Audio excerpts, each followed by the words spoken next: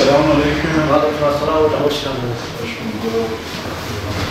Nasılsınız? İyisiniz inşallah. Allah yardımcınız olsun. Başkanım şöyle ayet olarak ailelerimize verdiğimiz gıdalar temel gıda maddeleri, yağdır, şekerdir, salçadır. Bu şekilde devam ediyoruz. Ramazan ayında özellikle Ramazan'a özel gıdalarımız var. Reçeldir, helvadır, pekmezdir, tahindir başkanım. Kuru gıdalarımız da burada başkanım şunlar.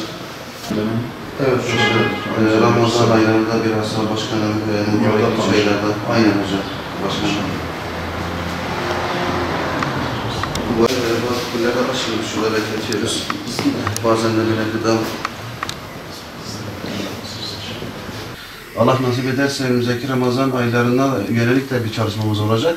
Bunun için de halkımızdan da destek bekliyoruz inşallah. Van Umut Kervanı olarak başkanım belirli periyotlarda mağdur ailelerimize yardımlarımızı ulaştırıyoruz.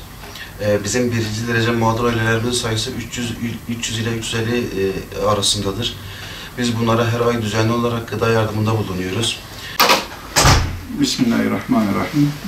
Değerli arkadaşlar, inşallah 2021 yılında çok güzel çalışmalarımız oldu. Allah-u Teala'ya şükrediyoruz. Özellikle yönetim kurulu şahsından Van'daki tüm üyelerimize, tüm gönüllerimize teşekkür ediyoruz. Allah-u Teala kenarından razı olsun. Umut Kervanı çalışmalarımız her geçen gün artıyor. Zaten şu an 3 aylardayız. 3 aylarla beraber Ramazan'daki çalışmalarımız hakkında İnşallah beraber istişarede bulunacağız. O istişareler neticesinde de neler yapabiliriz onu inşallah değerlendireceğiz. Hayırseverler ile ihtiyaç sahipleri arasında köprü vazifesi görerek onların ihtiyaçlarının giderilmesi noktasında çalışmalar yapmak. Ki zaten biz şu an 3 aylardayız. Ramazan için özel konuşacağız. Ramazan'da insanların kapımızı çalmaları çok daha fazla oluyor. Biz de özellikle Ramazan ayını daha bereketli bir şekilde geçirmek için bizlere gelip kapılarımıza ihtiyaç sahibi olduklarını dile getirenlerin de ihtiyaçlarını gidermek için hayırseverlerimize gideceğiz. Özellikle de burada Van'daki hayırseverlerimize de sesleniyoruz. Hep beraber inşallah onlarla ihtiyaç sahiplerinin ihtiyaçlarını giderme noktasında gayret edelim diyoruz.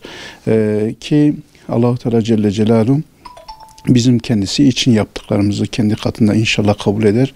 Bizlere ahiret azığı kılar. Bu minvalde de özellikle ben hayırseverlere gerçekten teşekkür ediyorum. Umut Kervanı'nın asıl sahipleri bizim hayırseverlerimizdir. Çünkü onlar olmazlarsa, onların bizlere katkıları olmazsa bizim ihtiyaç sahiplerine verecek herhangi bir şeyimiz olmaz. Dolayısıyla inşallah onlar da Allah'ın kendilerine vermiş oldukları o rızıktan Allah yolunda inşallah harcarlar, verirler. Bizler de sağ elin verdiğini sol el görmeyecek şekilde hayırseverler zikredilmeden onların bu hayırlarını en güzel bir şekilde ihtiyaç sahiplerine ulaştıracağız inşallah.